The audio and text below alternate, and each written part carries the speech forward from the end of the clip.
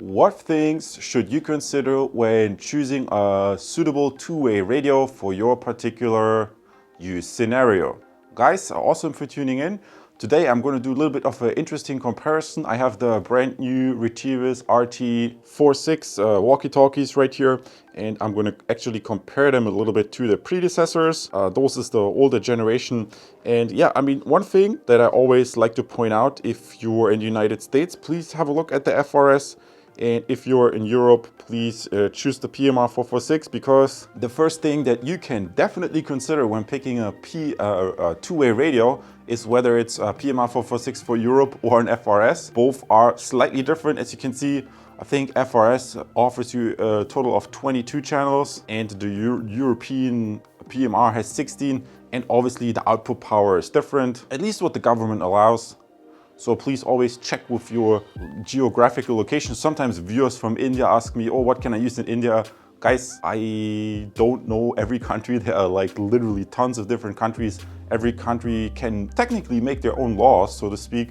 So that's also something you can consider. If you're not in Europe, if you're not in North America, you may want to compare what's the regulation in your country. Other than that, with the new Retevis models, they made some changes, especially for Europe. I remember, I think when Retevis entered the market, the H777 was one of the best-selling models that was pretty popular. However, I think it was not rated as a license-free PMR, so they had to release another model, and now I think this is the third one, the second one, the RT46, and there they included some interesting design updates, especially when it comes to the batteries, which may be interesting for people who are into prepping. I'm going to show this to you in a second. Viewers who you know my channel know already.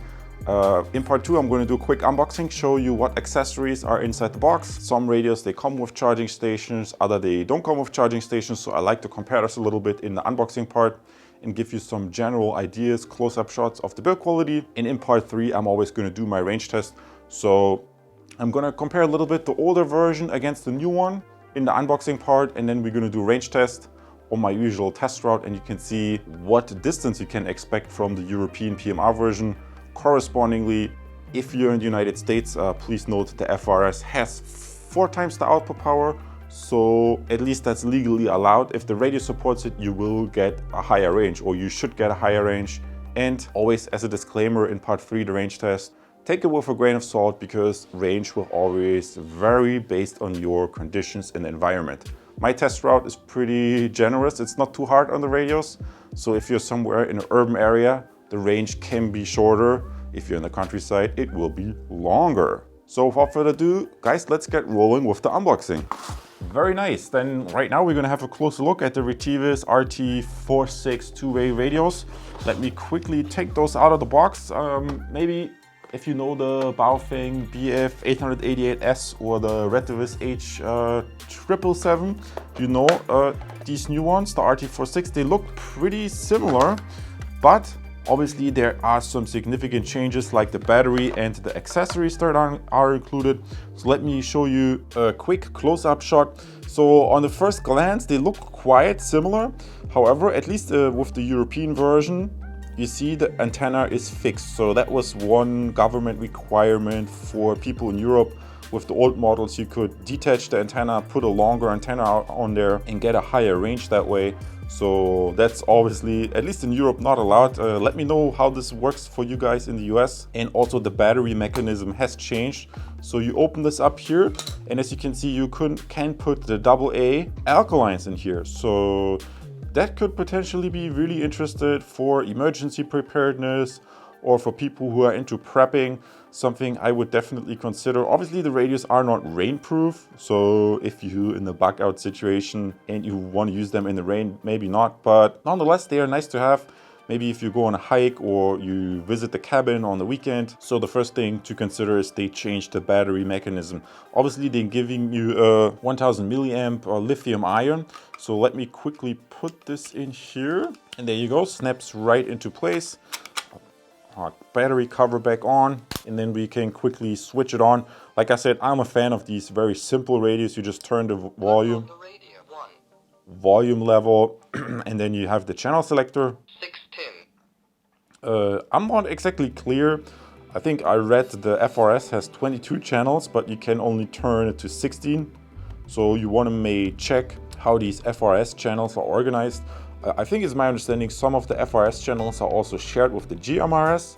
So maybe next time I'm in the States, I can look a little bit deeper into the FRS, GMRS and PMR differences. But like I told you in the beginning, PMR for Europe, FRS for the States, and GMRS only if you pay to register it.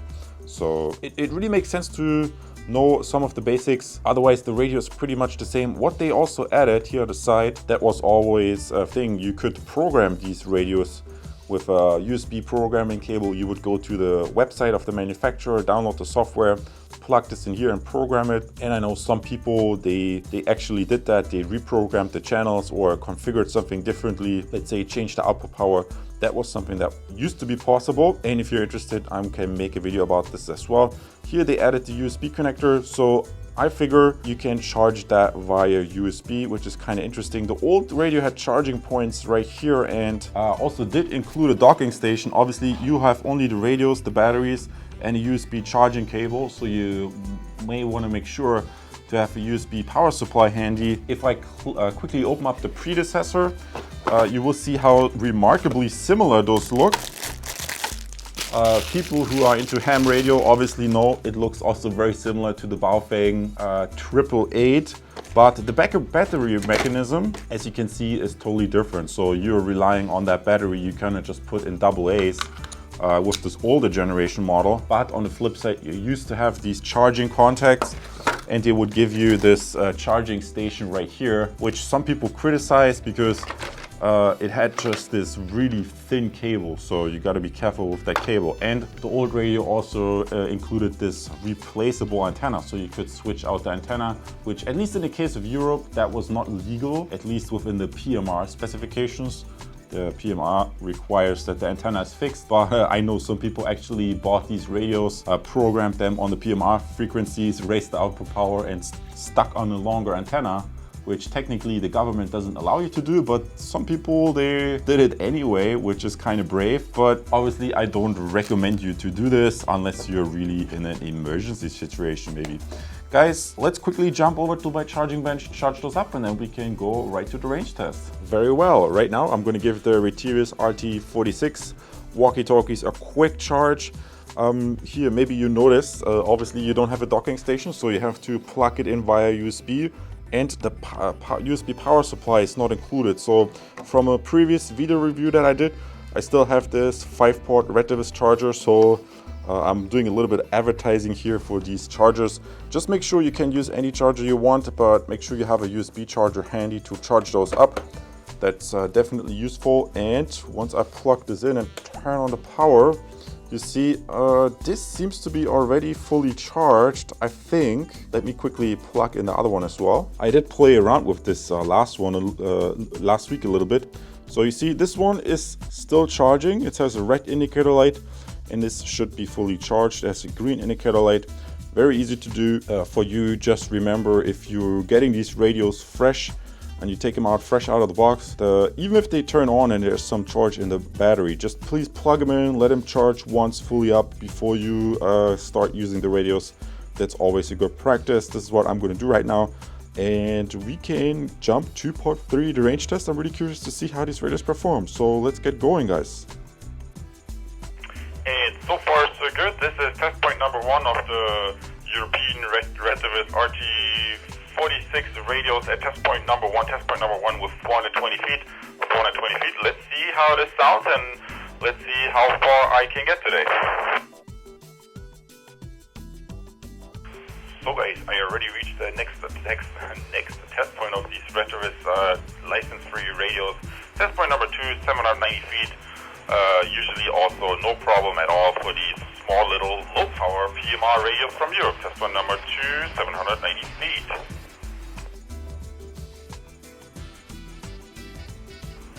And the next range test point of these two-way radios from Retevis license-free ones. Test point number 3 with 1,250 feet. 1,250 feet. I have to go a little bit closer to the microphone, so they are not as sensitive, but that can also be a good thing depending on your environment. Test point number 3, 1,250 feet. And next up, as you can expect on this super nice autumn day, test point number 4 with 1,540 feet, 1,540 feet, or if you're using the metric system, 470 meters approximately. So those are all pretty close distances. Let's see how these Retevis radios perform.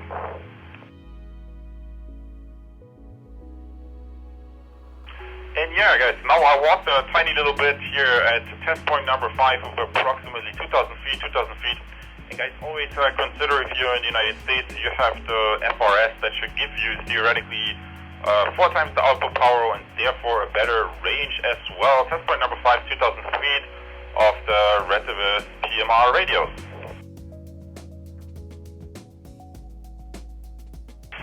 And guys, I reached the next range test point number 6, 2,300 feet of the updated Retevis RT46 radios. Some of the cheaper models, sometimes the quality starts to deteriorate here. Test point number 6 with 2,300 feet. Hey guys, range test. I skipped the one range test point like last time because I always walk by the embassy. So we are now at test point number 8, with approximately 3,200 feet or 0.6 miles. You can still hear me. That's not too bad for these low-power European PMR radios. Test point number 8. I already reached the next test point, test point number 9 with approximately 3,900 feet or 3/4 of a mile. And for autumn, we really have a really terrific weather today. So test point number 9, 3/4 of a mile of these license-free Retevis radios. So guys, the range test, the last range test point, and people enjoying the nice weather outside today. Test point number 10 with 4,900 feet or approximately a mile. And yeah, if you can still hear me, that's pretty okay for these low-power European PMR radios. Obviously in the US you have the FRS, so that if you're in the United States you should get a higher output power. Test point number 10, almost a mile. This concludes the range test. Terrific! This concludes the review of the Retevis RT46 walkie-talkies, the license-free two-way radios. Guys, let me quickly check this card. Test point number 8. The signal was a little bit weak, but otherwise on my usual test route, these Retevis radios performed respectively. Obviously, they look very similar to the Baofeng 888S or the Retevis 777. So, but I think they made some improvements. Obviously, those are finally license-free. At least in the case of Europe, they are in compliance because the antenna is fixed. And also the change that I showed to you previously in the unboxing part was the different battery pack design, where you can also put in AA batteries, which may be interesting if you're into prepping or emergency preparedness. Now, it's up to you to test how much range you get out of the US version. Let me quickly show you here. Obviously, PMR is for Europe, FRS is for the States, and I think for the GMRS, you have to at least register and pay a one-time fee, while the GMRS, I think, has the highest output power. Guys, always check with the local regulations in your country. Every government can decide their own kind of set of rules, and obviously the rules are not set in stone. So sometimes governments make some changes. They give some additional frequency space or they take some away. Both is possible. I know you learned something new about these radios. A lot of my viewers like to compare. On my channel page, I show this to you here in the two-way radio playlist. I have a bunch of different reviews from other manufacturers as well, and that's where people like to compare and where you can compare right now as well. I see you as a subscriber, and in the next video, have fun with your new radios. Let me know what other models you want to see, and all the best to you. Take care. And because you just watched a video of the license-free Retevis RT46, you might also be interested in comparing these radios against a license-free waterproofed version. That'd be kind of interesting. I tested those outside with the gardening hose. So Guys, you can subscribe right now as well, as many people have done already before you. I see you in the next video. And yeah, if you want, check out my channel page, the playlist Two-Way Radios. Take care.